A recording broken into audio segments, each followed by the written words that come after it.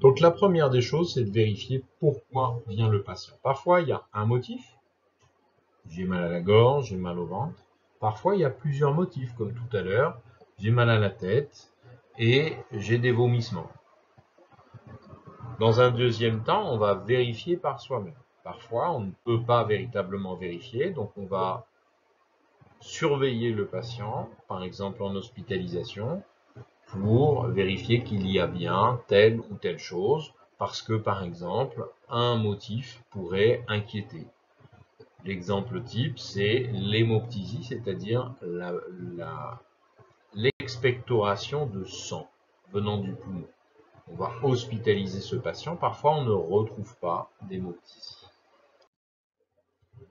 Donc, ces motifs, en fait, ils correspondent aux cours que vous avez dans plein de sémiologies spécialisées.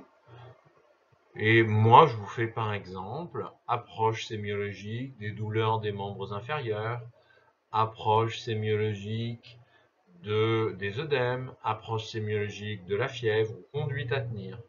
Ces cours vont vous permettre de savoir ce que vous devez extraire de l'examen clinique pour pouvoir argumenter selon les causes de la plainte du patient qui correspond au motif. Vous en avez des exemples à la diapo 55, 56 et 57, je crois. Et ces cours vont proposer donc des hypothèses de causes au motif et à la plainte du patient, avec généralement un arbre diagnostique et comprenant les éléments les plus importants sur le plan sémiologique.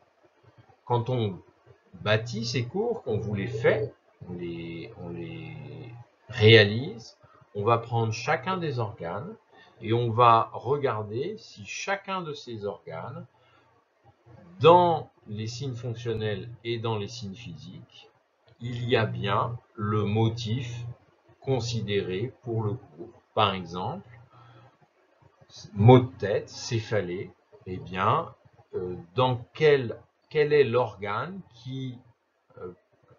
quels sont les organes qui peuvent s'exprimer sur le mode céphalée? Eh bien, par exemple, vous avez de façon évidente le cerveau, vous pouvez avoir les yeux, vous pouvez avoir l'ORL, mais on peut parfois avoir le cardiovasculaire, par exemple, par l'hypertension. Donc, si vous regardez ce cours, vous verrez que les causes possibles correspondent à un certain nombre d'organes.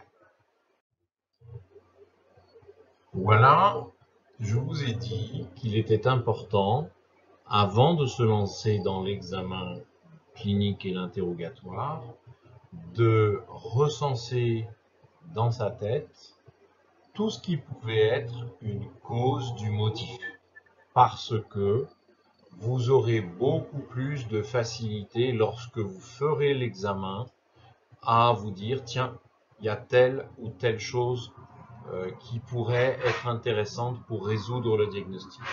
Par exemple, si on prend œdème, vous allez avoir une insuffisance veineuse ou une insuffisance lymphatique, qui sont uniquement des œdèmes de cause locale, alors que par exemple, si vous avez des signes d'insuffisance cardiaque droite, qui est un syndrome, une turgescence jugulaire, un reflux hépatojugulaire, ou si vous avez des causes comme l'insuffisance hépatocellulaire, pour lequel il y a un certain nombre de signes que je vous demande de regarder dans le cours de Morana Gelu, ou un syndrome néphrotique que vous ferez en néphrologie, ou à l'interrogatoire, une dénutrition, parfois à l'interrogatoire, la notion de diarrhée chronique abondante ou de vomissement, eh bien, vous allez vous pencher sur un examen biologique qui recherche l'albumine dans le sang pour rechercher ce qu'on appelle une hypo, c'est-à-dire diminution d'albumine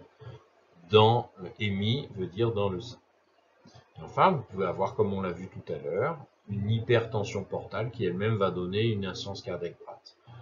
Cet exemple n'a pas vocation à donner l'ensemble des causes d'œdème, mais parfois, on peut montrer, rien qu'au départ de l'examen, on peut limiter le nombre de causes parce que, eh bien, vous pouvez avoir des causes soit locales, soit de causes générales comme l'insuffisance cardiaque droite, les hypoalbuminémies et l'hypertension portale. Dans ce cours, par exemple sur œdème, vous allez apprendre que la plupart des causes vont s'exprimer avec un caractère spécifique.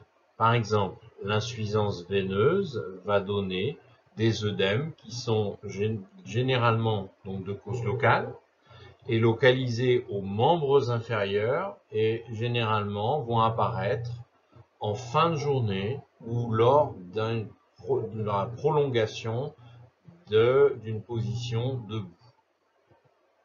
L'œdème, lui, de cause générale, va donner des œdèmes plutôt diffus, avec une prise de godet et volontiers déclive, c'est-à-dire que les œdèmes vont se déplacer lorsque le patient va changer de position.